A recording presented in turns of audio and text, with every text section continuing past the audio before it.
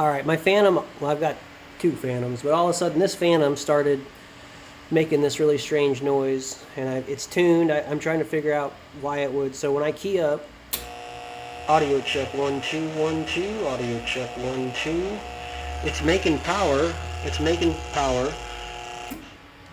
Audio 1 2 1 2 1 2, audio 1 2. It's tuned. It's just got that horrible background noise all of a sudden, and I didn't. People started telling me on the air that they were hearing it. Anybody have any kind of suggestions as to what could be causing that noise? Where the first place to start looking is, because all the tubes are lit up, so I'm not sure. Well, it was the filter caps that were the problem. Swapped them out of this amp that also it needs tubes. So I pulled the filter caps out of that one, put them into this one, and she's happy now. No more noise issue at all.